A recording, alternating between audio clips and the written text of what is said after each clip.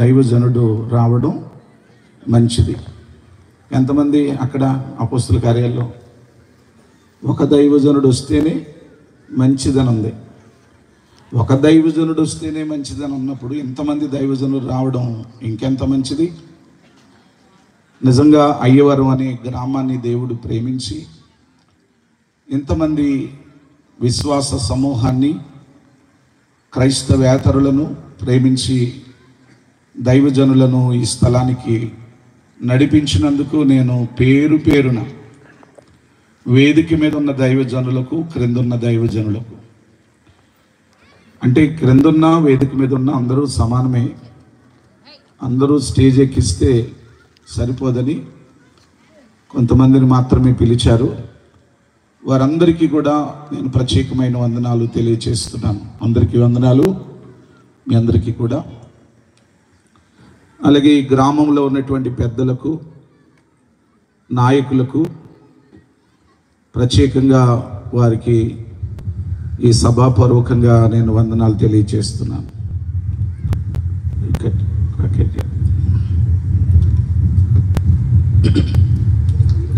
అలాగే చక్కటి సంగీతాన్ని అందిస్తున్నటువంటి తమ్ముళ్లకు, సౌండ్ సిస్టాన్ని ఆపరేట్ చేస్తున్నటువంటి బ్రదర్ ఇమానియల్ గారికి, ముఖ్యంగా ఇలా సభలు జరగడానికి దైవ సేవకులు వెనకాల ఉన్నటువంటి సంఘం పెద్దది కాదు, చిన్న సంఘమే. ఆ చిన్న సంఘం చాలా ప్రయాసపడుతుంది. అందరి గురించి ఏమని ఉంటుందంటే, అందరూ ఎప్పుడు తెర వెనకాలే ఉంటాడంట. బైబిల్లో అంద్రే అనేటువంటి శిష్యుడు తెర వెనకాలే ఉంటాడు, తెర ముందుకు రాడు. నిజంగా కొంతమంది తెర వెనకాలే ఉండి చాలా మంచి పరిచర్య చేస్తున్నారు. మనకిప్పుడు పేతురే కనబడతాడు, కానీ పేతురును ప్రభువులోనికి నడిపించిన అందరే కనబడ్డు. కారణం ఏంటంటే అందరే తెర వెనకాల ఉంటాడు. ఈ రాత్రికాల సమయంలో ఎందుకు ఈ మాట చెప్తున్నానంటే, వంటలు చేసి వాటన్నిటిని సిద్ధపరచటం ప్రయాసపడినటువంటి వారందరికీ కూడా ఇది వందన సమర్పణ కాదు. నేను ప్రత్యేకంగా వాళ్ళందరికీ కూడా కృతజ్ఞతలు చెప్పాలని నేను ఆశపడుతున్నాను. నెక్స్ట్ ఇయర్ సభలు డేట్స్ అనౌన్స్ చేశారు. అవి లెంట్ డేస్ వచ్చాయో ఏంటో మరి నేను చూసారో లేదు తెలీదు. తమ్ముడు చెప్పాడు డేట్స్. ఆ టైంలో లెంట్ డేస్ ఏమైనా ఉంటే కొంచెం ఇబ్బంది అవుతుందని తమ్ముడికి నేను తెలియచేస్తున్నాను. ఎందుకంటే లెంట్ డేస్లో మాకు ప్రేయర్స్ ఉంటాయి. నైట్స్ వచ్చి కలిసి దేవుని ఆరాధించడానికి అవకాశం ఉండదు. ఇలా డిస్క్రైబ్ చేస్తానని ఏమనుకోవద్దు. ఇంకోటి ఏంటంటే, తమ్ముడు అలాగే ఇక్కడ ఉన్నటువంటి బిడ్డలకు చాలామందికి, ఇంక్లూడ్ మీ, అందరూ కూడా చాలా విశ్వాసంతో దగ్గర పక్కనే రాళ్ళగుంట అంటే 800 కిలోమీటర్లు ఉంటుంది ప్రక్కనే. ఆ ప్రక్కనే వర్షం వచ్చింది. ఇదంతటినీ కూడా ఈరోజు ఉదయం మా ఏడుగులో చాలా పెద్ద వర్షం వచ్చింది. ఆ వర్షాన్ని చూసి అనుకున్నాను ఎట్లా ఉంటుందని. కానీ నిన్న కూడా సాయంకాలం అయ్యేటప్పటికి మంచి వాతావరణం ఇచ్చారు. ఈరోజు కూడా సాయంకాలం అయ్యేటప్పటికి మంచి వాతావరణాన్ని అనుగ్రహించారు. నేను ఒక మాట చెప్తాను, వాతావరణం బాగున్నా బాగోకపోయినా ఎప్పుడు మనం దేవుని స్తుతించాలి. అవునా కదా చెప్పండి.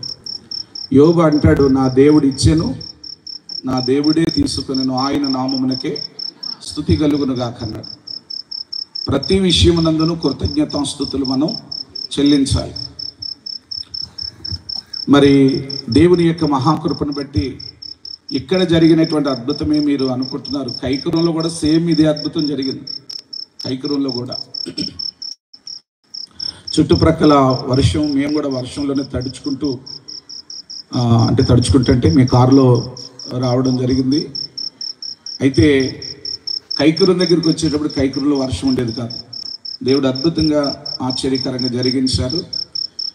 ఈ స్థలాన్ని అంతటా చూసేటప్పటికి ఐపీసీ సేవకులు అందరూ ఇక్కడ ఆరాధన చేస్తున్నప్పటికీ ఇది ఐపీసీ కాంపౌండ్ అయిపోతే ఎంత బాగుంది అనిపించింది. ఐపీసీ కాంపౌండ్ అయిపోతే సంఘాలతో వచ్చి ఇక్కడ కలిసి దేవునిని ఆరాధించుకోవడానికి చాలా అద్భుతంగా ఉంటుంది. దేవుడు రాబోయే దినాల్లో ఇలాంటి స్థలమును మన పరిచర్యలకు దేవుడు అనుగ్రహించును గాక. గట్టిగా చెప్పండి ఆమేన్. చాలా సంతోషం. మరి దేవుని వాక్యంలోనికి మనం వెళ్ళే ముందు ఒక మాటను దేవుని వాక్యంలో నుంచి చదువుకుందాం. ఈ రాత్రి నేను ఇచ్చే సందేశానికి మూలవాక్యంగా యోహాను సువార్త 8వ అధ్యాయం 12వ వచనాన్ని మీరందరూ కూడా బైబిల్ తీసి చూడండి. నేను చదువుతాను. బైబిల్ తెచ్చిన వారందరూ కూడా యోహాను సువార్త 8వ అధ్యాయం 12వ వచనాన్ని నేను చదువుతున్నాను. మరలా యేసు, నేను లోకమునకు వెలుగును, నన్ను వెంబడించువాడు చీకటిలో నడువక జీవపు వెలుగు కలిగి ఉండునని వారితో చెప్పాను. దేవుడి వాక్యము ద్వారా మనతో మాట్లాడును గాక. ఏక స్వరంతో అందరూ ఆమేన్ అని చెప్పండి. మా తల్లిదండ్రులు దైవజనులు. మా తల్లిదండ్రులకు మేము నలుగురు సంతానం. నలుగురు సంతానంలో నేను రెండోవాడిని. నా తర్వాత తమ్ముడు స్వతంత్ర కుమార్ అధ్యక్షులుగా నడిపిస్తున్నటువంటి దైవజనులు ఇదే గ్రామంలో. ఈ గ్రామానికి దేవుడు స్వతంత్ర కుమార్ గారిని వరంగా దేవుడు ఇచ్చాడని నేను సంతోషంగా చెప్తున్నాను. కనుక మరి అంటే నా తర్వాత తమ్ముడు 3వ సంతానం మా నాన్నగారికి. 4వ సంతానంగా నాకంటే ముందు శుభాలు అందించినటువంటి తమ్ముడు ప్రకాష్ పాల్. నాన్నగారికి వివాహం అవన క్రితం ఆయన అనుకున్నారట, నాకు ఎంతమంది కొడుకులు పుడితే అంతమందిని దేవుని సేవ కొరకు నేను సమర్పిస్తానని. వాస్తవంగా మనకు పుట్టిన బిడ్డల విషయంలో, ఇద్దరు బిడ్డలు పుడితే ఇద్దరు విషయంలో మనకు 2 ఆలోచనలు ఉంటాయి. ఒకరిని ఇంజనీర్, ఒకరు డాక్టరు, లేదా ఒకరు సేవకుడు, ఒకరినేమో మంచి టీచర్, ఎట్లా ఇలాంటి ఆలోచనలు ఉంటాయి. నాకెంతమంది కొడుకులు పుడితే అంతమందిని దేవుని సేవ కొరకు ఇస్తానని సమర్పణ చేసుకోవడం చాలా అద్భుతమైన విషయం. నాన్నగారు సమర్పణ చేసుకున్న ప్రకారంగా మేము నలుగురం కూడా కొడుకులమే పుట్టాం. మా అమ్మ నాన్నలకి మాకు అక్కలు చెల్లెళ్ళు లేరు. నాన్నగారు ఆశించిన ప్రకారంగా, అమ్మగారు ఆశించిన ప్రకారంగా మేము నలుగురం దేవుని సేవ చేస్తూ ఉన్నప్పుడు కరోనాతో నాన్నగారు ముందు ప్రభునందు నిద్రించారు. సెప్టెంబర్ 6వ తారీఖున. మే నెల 3వ తారీఖున మా అన్నయ్య ఇంటికి పెద్ద కుమారుడైనటువంటి అన్నయ్య ప్రభునందు నిద్రించారు. అన్నయ్య వదిలిపెట్టిన పరిచర్యను, రాత్రి స్తుతి ఆరాధన నడిపించిన బాబు సేవ నడిపిస్తున్నాడు. నాన్నగారు విడిచిపెట్టిన పరిచర్యను తమ్ముడు ఆ పరిచర్యలను కొనసాగిస్తూ ఉన్నాడు. మంచి ప్రార్థనా పరురాలైనటువంటి తల్లిని మేము కలిగి ఉండడం. ఇక్కడే ఉన్నారు అమ్మకు నేను నిజంగా కృతజ్ఞతలు తెలియజేస్తున్నాను. మేము నలుగురమే కాదు, నాన్నగారు మేమందరూ ఉన్నప్పుడు వేదిక మీద మీరు సభలు ఏర్పాటు చేసిన, ఉపవాస కోటాలు ఏర్పాటు చేసిన ఎవరిని బయట వాళ్ళు పిలవక్కర్లేదు అనేవారు. అంటే మేము పెద్ద ప్రసంగికులు అని కాదు, కానీ కేవలం మీ ఇంట్లోనే చాలామంది యాజకులు ఉన్నారని. దేవుని మహాకృపను బట్టి మేము నలుగురమే కాదు, నాన్నగారు 5గురే కాదు సేవకులు. మా యొక్క వియ్యంకుడు కూడా వైజాగ్ స్టీవెన్, ఆయనకు సేవకుడు, మాకు దేవుడిచ్చిన అల్లుడు సేవకుడు, అలాగే మా అన్నయ్య గారికి ఇచ్చినటువంటి కుమారుడు సేవకుడు, అలాగే వారి యొక్క అల్లుడు గారు ఒకరు సేవకులు. ఇలా మా అన్నయ్య గారి యొక్క వియ్యంకుడు కూడా సేవకుడే. చాలామంది సేవకులను మా కుటుంబంలో దేవుడిచ్చాడు. దేవుని మహాకృపను బట్టి ఈ పరిచర్యలో మమ్మలను దేవుడు వాడుకుంటూ ఉన్నారు. ఇది దేవుడు మాకిచ్చిన గొప్ప భాగ్యం. అమ్మ నాన్నలు చేసినటువంటి ప్రార్థనలు, సంఘము చేసిన ప్రార్థనలు ఈరోజు మీ ముందర ఎలా నిలబెట్టాయి.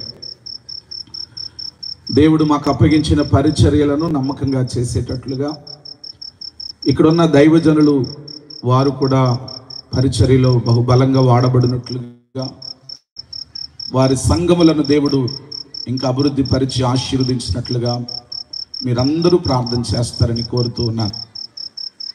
సరే,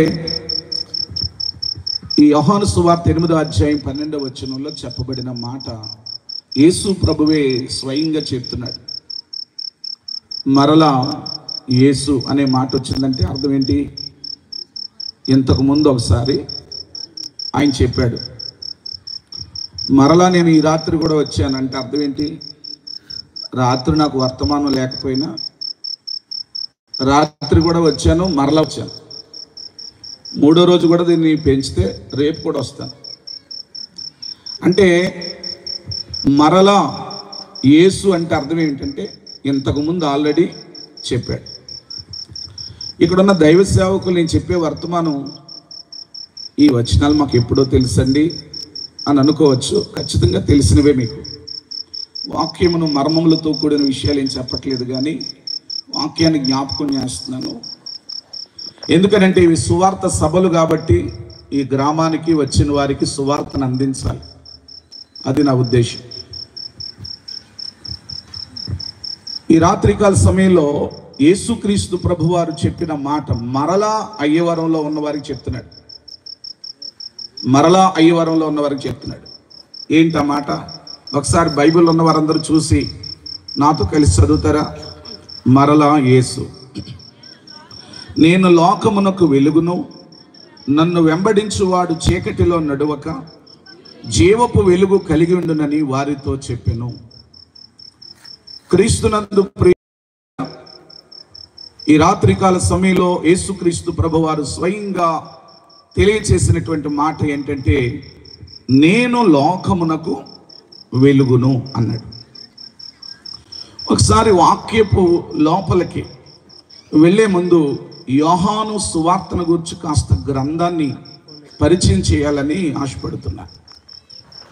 యోహాను సువార్త ఆ గ్రంథకర్త ఎవరంటే జబదయి సలోమి కుమారుడైనటువంటి యోహాను. క్రీస్తు శకం 60-90 కాలములో ఈ యోహాను సువార్త రాసినట్లుగా చరిత్ర చెప్తుంది. ఇందులో 21 అధ్యాయాలు కనిపిస్తాయి. 879 వచనాలు ఈ యోహాను సువార్త కనబడతాయి. ఈ యోహాను సువార్త మీరు చదివేటప్పుడు ఎక్కువగా మీకు కనిపించే మాట ఏదంటే విశ్వసించు అనే మాట కనబడుతుంది. 98 సార్లు విశ్వసించు అనే మాట యోహాను సువార్తలో ఉంది. సువార్తలు ఎన్ని చెప్పాలి? అందరూ గట్టిగా చెప్పండి. కుర్చీలో ఉన్న వాళ్ళకి వినబట్టలేదా? ఇక్కడే చెప్తున్నారు. సువార్తలు ఎన్ని? ఎన్నమ్మా? 4. నిజమేనా? అందులో సందేహం ఏమనుందా? ఇటు రైట్ సైడ్ ఉన్నవారు చెప్పండి, సువార్తలు ఎన్ని?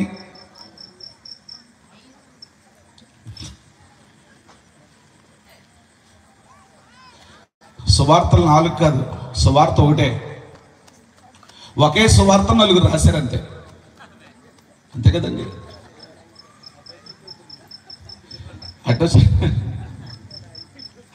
అందుకే చాలా మంది ఆగిపోయారనమాట. సువార్తలు 4 కాదండి, సువార్త ఒకటే. కానీ రాసిన వాళ్ళు 4. అయితే ఒక భక్తుడు మాట్లాడుతున్నాడు, సువార్తలు 4 ఉన్నాయి కాబట్టి మనమే ఒక 5వ సువార్తగా మారిపోవాలన్నాడు. మనమే 5వ సువార్త. వాస్తవంగా సువార్త ఒకటే, కానీ భక్తులు 4 రాశారు. అందులో మత్తయి, మార్కు, లూకా, యోహాను. ఈ 4 కూడా సువార్తను గురించి రాసినప్పుడు మత్తయి ఏమో సువార్త రాసేటప్పుడు ప్రభువుని ఎలా చూపించాడు? రాజుగా, అంతేనా? రాజుగా చూపించాడు. మత్తయి. లూకా ఎలా చూపించాడు? ఎలా? దాసునిగా కదా. మార్కు మనుష్య కుమారునిగా, యోహాను దేవుని కుమారునిగా. ఈ 4 కూడా ఒకే సువార్తను రాశారు. ఈ యేసుక్రీస్తును దేవుని కుమారుడని ఆయన దైవత్వమును నిరూపించడం గురించి ఈ గ్రంథకర్త యొక్క ముఖ్యమైన ఉద్దేశం. ఈ యోహాను సువార్తను గూర్చి, అంటే ఆ వచనం యోహాను సువార్తలో నుంచి తీసుకున్నాం కాబట్టి, దైవజనులు కూడా ఉన్నారు కాబట్టి యోహాను సువార్తలో నుంచి కాస్త ఉపోద్ఘాతంగా ఈ మాటలు పంచుకుంటున్నాను. ఈ యోహాను సువార్తలో ఉపమానాలు ఏమీ లేవు, కానీ యోహాను సువార్తలో మాత్రం 7 అద్భుతాలు ఉన్నాయి. 7 అద్భుతాలు. ఆ 7 అద్భుతాలు ఏమిటో చెప్తాను. 1, నీటిని ద్రాక్షారసంగా మార్చడం. అందరూ కాస్త మాట్లాడండి నాతో పాటు. నీటిని ద్రాక్షారసంగా మార్చడం. 2వది, ఒక ప్రధాని కుమారుణ్ణి స్వస్థపరచడం. 3వది, దీర్ఘకాల రోగిని బాగు చేయడం. దీర్ఘకాల రోగిని. 4వది, 5,000 మందికి పైగా ఆహారంతో ఆయన ఏం చేశాడు? తృప్తిపరిచాడు. ఆహారంతో తృప్తిపరిచాడు. 5వదిగా, నీటిపైన నడిచాడు. నీటిపై నడవడం. 6వదిగా చూస్తే పుట్టు గుడ్డివాన్ని బాగు చేశాడు. 7వదిగా జ్ఞాపకం చేస్తే చనిపోయిన లాజరును కూడా బ్రతికించాడు. అంతేకాదు, ఈ యోహాను గారు యోహాను సువార్త ఒకటే రాశాడని అనుకోకండి. ఈ యోహాను గారు రాసినటువంటి కొన్ని బుక్స్ ఉన్నాయి. ఇది దైవజనులు అందరికీ తెలిసినవే, మిగిలినటువంటి వారికి కూడా తెలియచేయాలనే విషయాలను నేను చెప్తున్నాను. యోహాను గారు యోహాను సువార్తే కాదు, యోహాను సువార్తలో ఆయన రాసినటువంటి మాటలలో ఎక్కువ విశ్వసింపవలెను అని రాశాడు. అంటే యోహాను సువార్తలో మీకు కనబడేది ఏంటంటే విశ్వాసము అనండి అందరూ కొంచెం గట్టిగా. అదే యోహాను గారు యోహాను రాసిన మొదటి పత్రిక, యోహాను రాసిన 2వ పత్రిక, యోహాను రాసిన 3వ పత్రిక. సర్వసాధారణంగా మనం మాటల సందర్భంలో 1 పేతురు తీయండి, 2 పేతురు తీయండి అంటాం. కానీ అలా కాకుండా పేతురు రాసిన మొదటి పత్రిక, యోహాను రాసిన మొదటి పత్రిక, యోహాను రాసిన 2వ పత్రిక, 2వ యోహాను తీయండి అంటారు. అలా కాదు. ఈ యోహాను రాసిన మొదటి పత్రిక, యోహాను రాసిన 2వ పత్రిక, యోహాను రాసిన 3వ పత్రికలో కూడా, ఈ 3 పత్రికలు చాలాసార్లు మీరు చదివే ఉంటారు. ఈ యోహాను గారు 3 పత్రికల్లో ఏమని రాశాడంటే ఎక్కువ ప్రేమ. చెప్పాలి అందరూ. మొదటి దాంట్లోనేమో సువార్తలు ఏమి రాశాడు? విశ్వాసం. ఈ 3 పత్రికల్లో చూస్తే ప్రేమను గురించి రాశాడు. బైబిల్లో ఉన్నటువంటి బుక్స్ అన్ని ఒక ఎత్తు అయితే, చివరి పుస్తకం ఒకటి ఉంది, యోహాను రాసిన ప్రకటన గ్రంథము అని. ఆ ప్రకటన గ్రంథములో వ్రాయబడినటువంటి విషయం ఏమిటంటే ఎదురు చూచుట. ఎదురు చూచుట అనే దాన్ని మనం ఎలా అనొచ్చు? నిరీక్షణ. కొరింథీ పత్రికలో మనము బాగా తెలిసిన వచనం, కాగా విశ్వాసము, నిరీక్షణ, ప్రేమ అనే విషయాలు. విశ్వాసమును గూర్చి రాశాడు యోహాను సువార్తలో, ప్రేమను గూర్చి రాశాడు 3 పత్రికల్లో, నిరీక్షణను గూర్చి రాశాడు ప్రకటన గ్రంథంలో. జాగ్రత్తగా వినండి. అంతేకాదు, యోహాను సువార్తలో యేసుక్రీస్తు ప్రభువారు చేసిన 7 అద్భుతాలే కాకుండా, యోహాను సువార్తలో నేనే అని ప్రభు 7 ఉద్ఘాటనలు చెప్పాడు. నేనే అన్నాడు. అవి కూడా చెప్తాను. యోహాను 6:35లో జీవాహారమును నేనే అన్నాడు. యోహాను 8:12లో నేను లోకమునకు వెలుగును అన్నాడు. యోహాను సువార్త 10వ అధ్యాయం 7వ వచనంలో గొర్రెలు పోవు ద్వారమును నేనే అన్నాడు. యోహాను సువార్త 10వ అధ్యాయం 11వ వచనంలో నేను గొర్రెలకు మంచి కాపరిని అన్నాడు. యోహాను సువార్త 14వ అధ్యాయం 6వ వచనంలో యేసు చెప్పెను, నేనే మార్గమును సత్యమును జీవమునై ఉన్నాను అన్నాడు. అంతేకాదు, యోహాను సువార్త 15వ అధ్యాయం 1వ వచనంలో నేను నిజమైన ద్రాక్షవల్లిని అన్నాడు. యోహాను సువార్త 11వ అధ్యాయం 25వ వచనంలో పునరుత్థానమును జీవమును నేనే అన్నాడు. నేనే. ఈ మాటను చదువుతా ఉన్నప్పుడు, నేను మధ్యాహ్నం వాక్యాన్ని ధ్యానం చేస్తున్నప్పుడు, నేను ఈ రాత్రికి ఈ వర్తమానం అందించాలని వాక్యాన్ని ధ్యానం చేస్తున్నప్పుడు నాకు అనిపించింది, నేనే అంటాడేంటి? నేనే అంటే ఇంకెవరు లేరు. థ్యాంక్ యూ పాస్టర్ గారు. నేనే అంటే అర్థం ఏంటి? నేనే మార్గము. నేను కూడా మార్గాన్ని అనలేదు. నేను కూడా గొర్రెలు పోవు ద్వారమును అనలేదు. నేను కూడా అనలేదు. నేనే. అందులోనే నుండి చాలా అద్భుతమైన విషయం ఉంది. నేను కూడా మార్గాన్ని, నేను కూడా సత్యాన్ని. అయ్యవరం రావడానికి చాలా దారులు ఉంటాయి.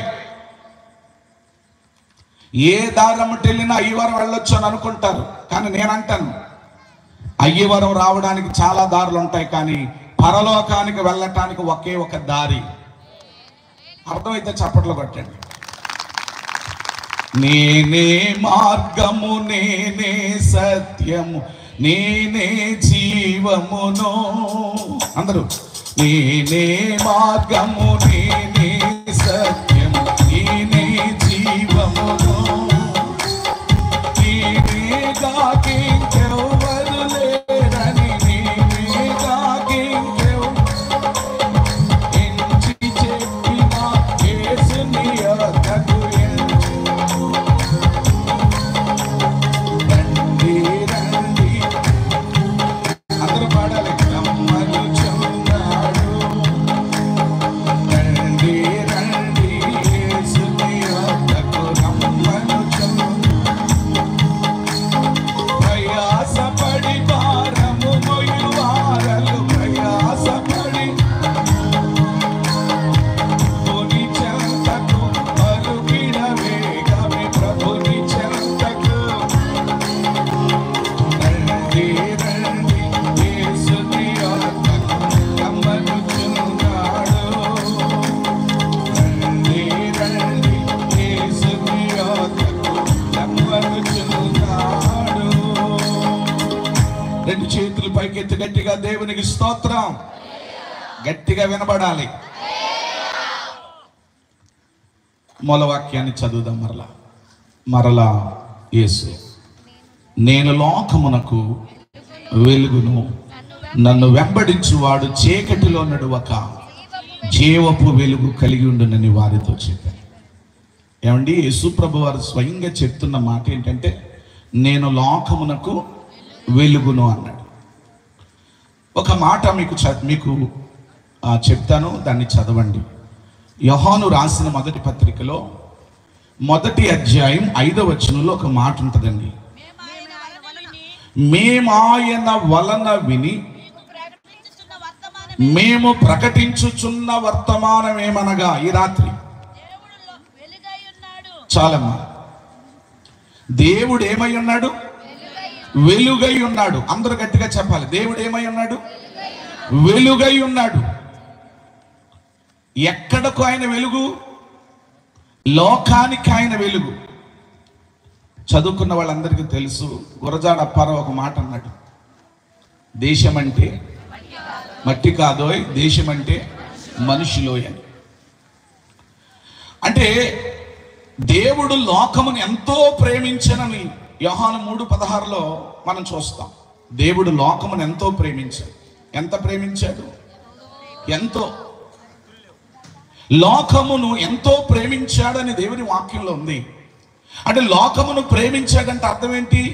చెట్లు, కొండలు, గొట్టలు కాదు. లోకములు ఎవరున్నారు? లోకములు ఎవరున్నారండి? మనుష్యులు. ఈ మనిషి ఎవరంటే దేవుని పోలుక చెప్పున చేయబడిన వ్యక్తులు. సృష్టిలో శ్రేష్టమైన వ్యక్తి ఎవరంటే మనిషి.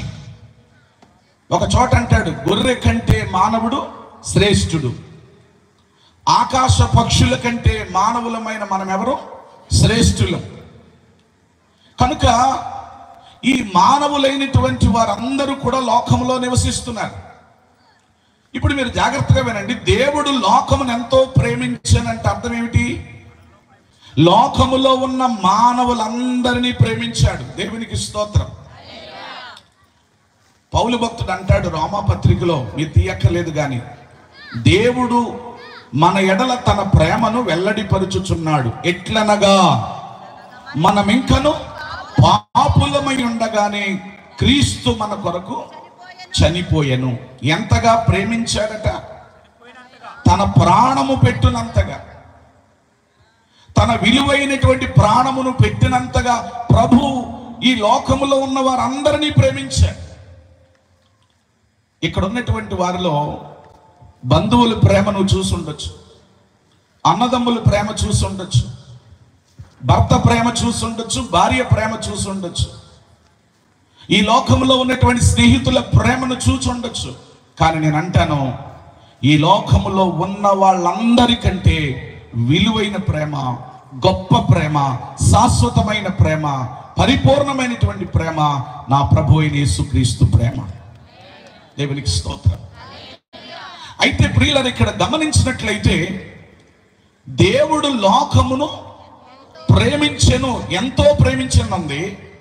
అదే ప్రభు అయిన యేసుక్రీస్తు అంటాడు, నేను లోకమునకు ఏమై ఉన్నాను? వెలుగై ఉన్నాను. ఇంతకీ వాక్యం చదువుతున్నప్పుడు నాకు వచ్చిన క్వశ్చన్ ఏంటంటే, వెలుగు లోకానికి ఎందుకు అవసరం? నేను లోకానికి వెలుగని అన్నాడు కదా. లోకానికి వెలుగు, నేను లోకమునకు వెలుగై ఉన్నానన్న దేవుడు ఆ మాట చదువుతున్నప్పుడు నాకు వచ్చిన ఒక క్వశ్చన్ ఏంటంటే, లోకానికి వెలుగు ఎందుకు అవసరం? ఎందుకు అవసరమో తెలుసా? బైబిల్ చెప్తుంది. యోహాను సువార్త 3వ అధ్యాయం 19వ వచనంలో ఒక మాట ఉంది.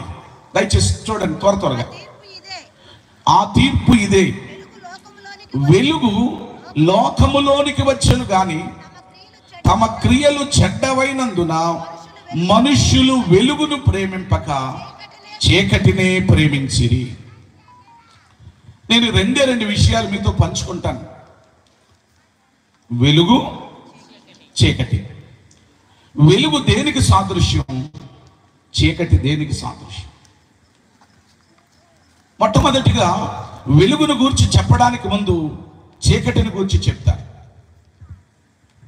ఎందుకనంటే ఈ లోకంలో అనేక మంది మనుషులట వెలుగును ప్రేమించక దేన్ని ప్రేమిస్తున్నారు? చీకటినే ప్రేమిస్తున్నారు. నేనంటాను, వాక్యము అక్షరార్థంగా కాకుండా వాక్యాన్ని ఎలా చూడాలి? మనం ఆత్మీయంగా చూడాలి. అక్షరం చంపుద్ది, ఆత్మ జీవింపచేస్తుంది. అయితే వాక్యాన్ని చదువుతున్నప్పుడు నాకు అర్థమైంది ఏంటంటే, చీకటి దేనికి సాదృశ్యం అంటే పాపానికి సాదృశ్యం. అంటే వెలుగును ప్రేమింపక చాలా మంది దేన్ని ప్రేమిస్తున్నారు? చీకటిని ప్రేమిస్తున్నారు, పాపాన్ని ప్రేమిస్తున్నారు. దేవుడు ఏమన్నాడంటే, స్వయంగా దేవుడు వెలుగై ఉన్నాను అన్నాడు. అలాగే మనము యోహాను 8:12 చూసాం, నేను లోకమునకు ఏమై ఉన్నాను?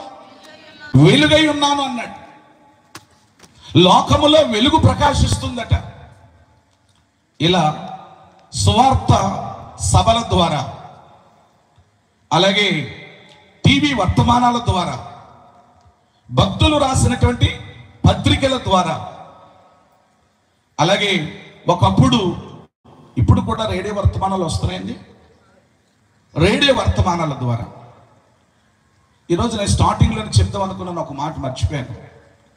దైవజనులు హ్యారీ గోమ్స్ గారు నిన్నటి దినం సాయంకాలం 8 గంటలకి వారు ప్రభునందు నిద్రించారు. సేవకులమైన మనందరం ఒకటి నేర్చుకోవాలి ఖచ్చితంగా. నేను ఆ సేవకుడిని దగ్గరుండి చూశాను, మాట్లాడాను. వారి యొక్క కుమార్తె వివాహానికి కూడా నేను కోయంబత్తూరు వెళ్ళాను. అయితే ఆ దైవజనుల గురించి ఒక మాట చెప్తాను. ఆయన ఎక్కడ సభలు ఏర్పాటు చేసినా వారు వాల్ పోస్టర్ మీద ఏ సమయం అయితే ఉందో అదే సమయానికి మోకాళ్ళు వేసేవారు. అడుగుల ఆజానుభావుడై విశ్వాసులు ఎవరు రాకపోయినా, ప్రజలు ఎవరు రాకపోయినా, తమ్ముడు మీకు తెలుసు కదా, 6 గంటలకి ఏ సమయమైతే ఆయన వాల్ పోస్టర్ మీద వేయబడి ఉండేదో ఆ దైవజనుడు మోకాళ్ళ మీద ఉండేవారని. ఎప్పటి వరకు చెప్పనా? ఆయనకు వాక్యానికి టైం ఇచ్చేవారు. ఒక గొప్ప దైవజనుడు అండి. ఈ మధ్య కాలంలో గొప్ప గొప్ప దైవజనులు మనం కోల్పోతున్నాం. ప్రవీణ్ పగడాల గారు కూడా ఒక అద్భుతమైన దైవజనుడు. నా తండ్రి గారు, నా అన్నయ్య కూడా ప్రభునందు నిద్రించినప్పుడు నేను అంతగా బాధపడలేదు. కానీ ప్రవీణ్ పగడాల గారు చనిపోయినప్పుడు నేనే కాదు, ఇక్కడున్న దైవజనులు చాలామంది ఎంతో ఇప్పటికీ కూడా వారి యొక్క మరణం